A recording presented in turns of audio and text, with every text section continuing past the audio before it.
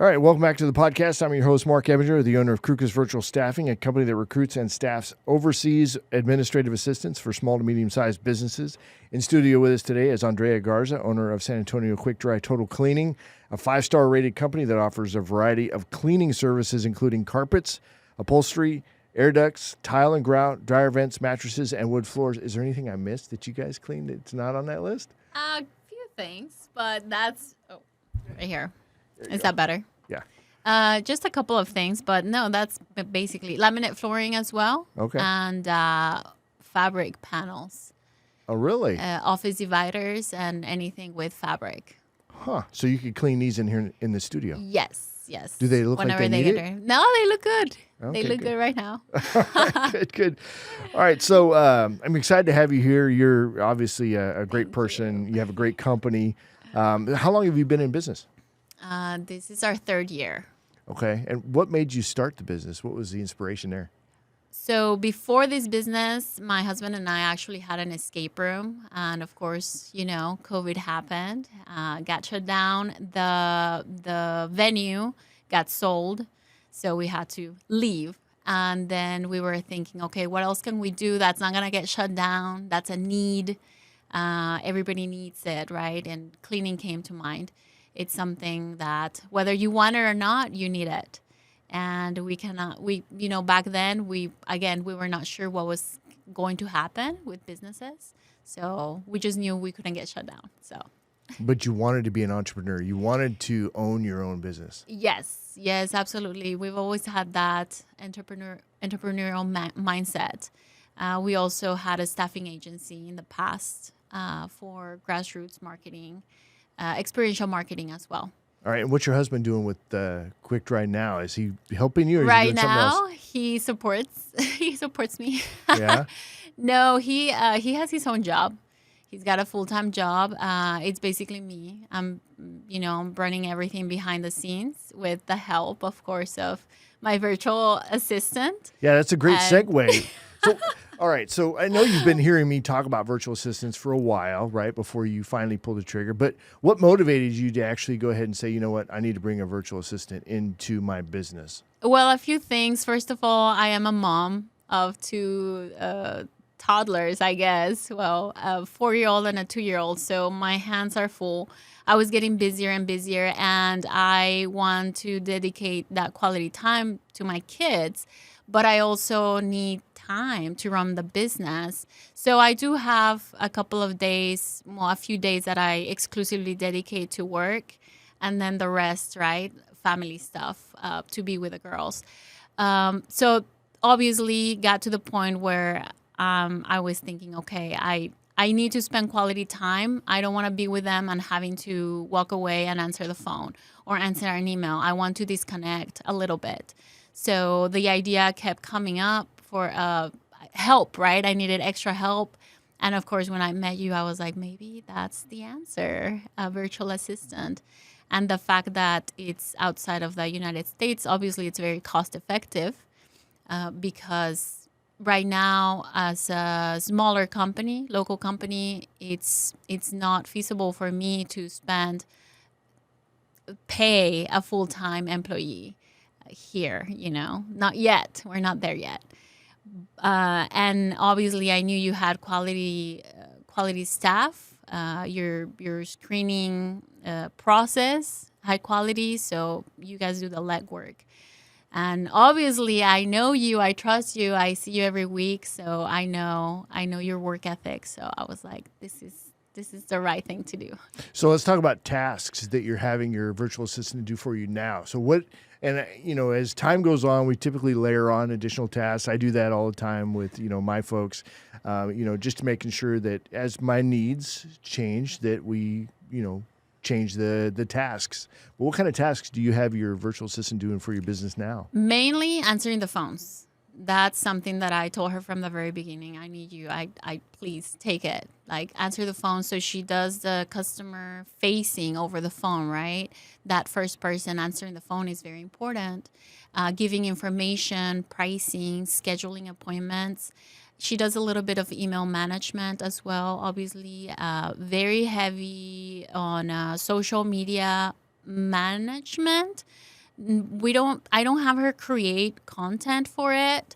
But social media management, who is out there in the mom groups, looking for my services. And she's the one helping me tag with tags and putting the word out there. Nextdoor, Facebook, Alignable, all of these other social media platforms. That's the bulk of it. But one thing that she's basically doing things that I didn't have time for before, or I didn't want to do. And one very important one for me that she has been doing lately is retargeting customers. Of course, we have that in the CRM, the automated emails, the automated text messages, but always having that personal touch of like a person calling you. Hey, how's it going? We were at your home 3-4 months ago. Just so we're going to be in your area next week. Are there any cleaning services that you need to schedule?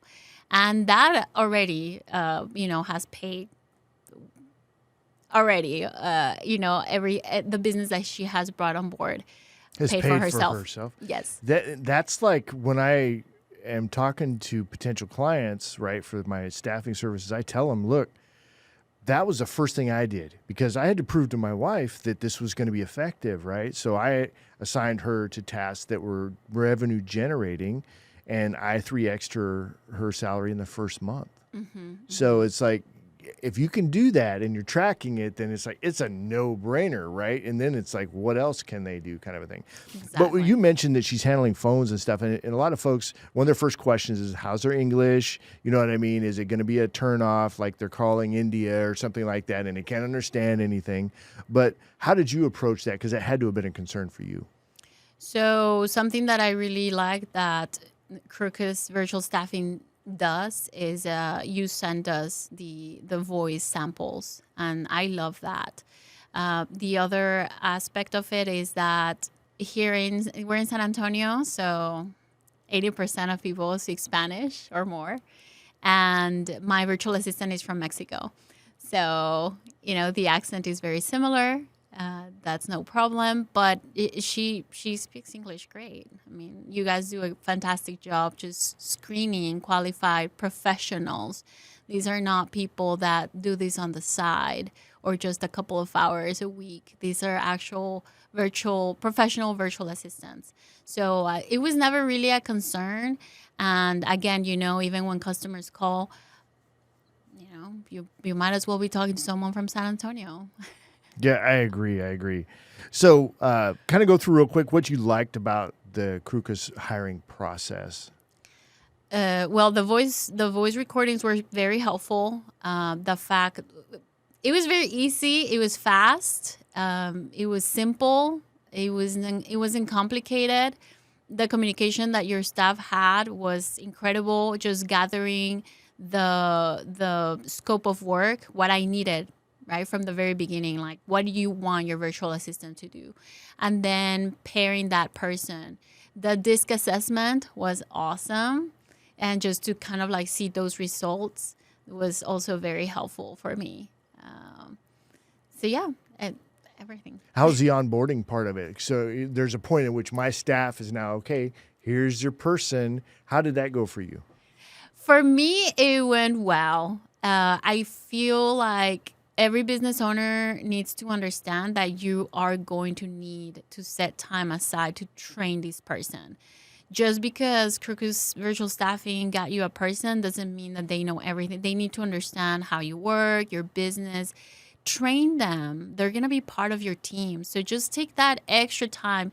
I think for me, maybe because I talk a lot and I'm a woman, but I trained her for 2 weeks. We trained for 2 weeks, and it was very thorough because I didn't want any issues. I like to give a lot of details, a lot of information, and she likes that as well. So it just worked out. Again, you guys paired us very well, when it comes to that. And it worked out great. So you went through the whole process. Obviously, we had that initial screening part where you get the voice sample and their test scores.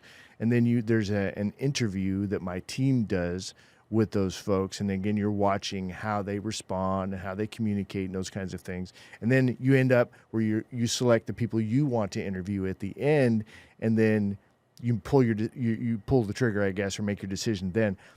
Did you hire like right away on that when that person, those people made it to the end? I don't know how many you interviewed at the end, but tell me about that. I had 2 interviews, and I pulled the trigger with the second one.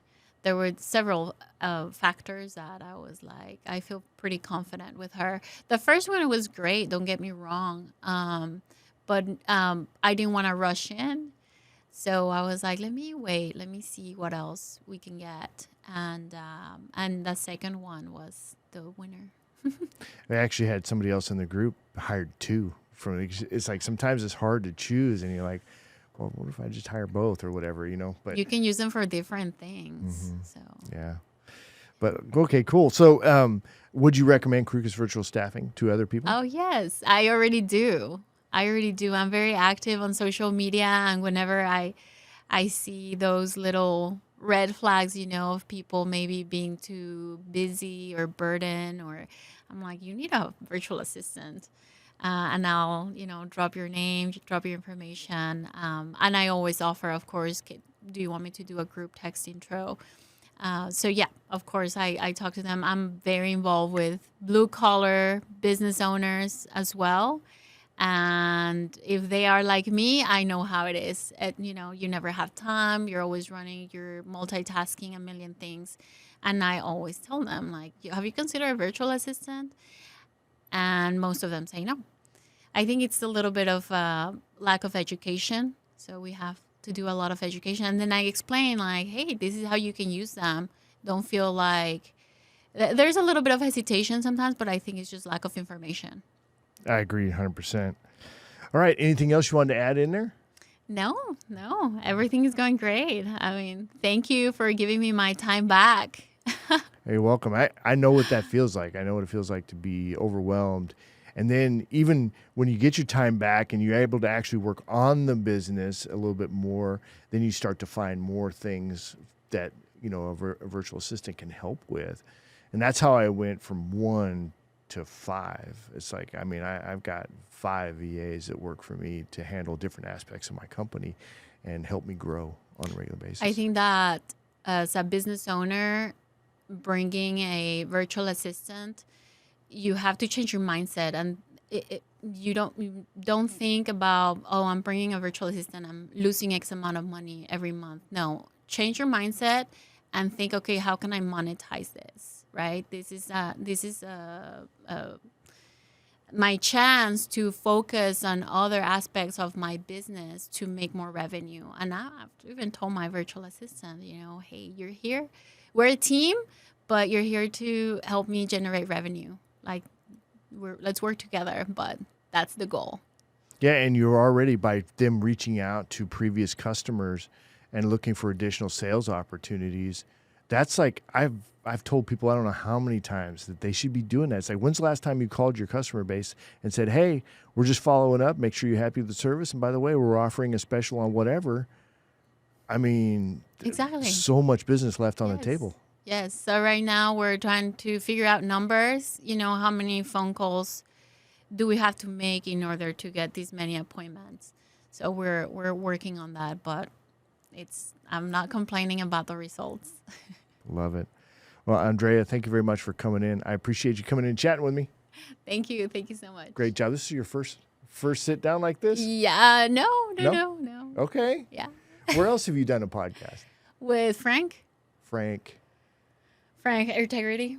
Oh, okay. Oh, that's right. Mm-hmm. Yeah. I did too. Well, one, I was with someone else. I was just kind of like, I don't know what you call it, assisting, or just like, they asked me questions, but I wasn't like the main person. Oh, gotcha.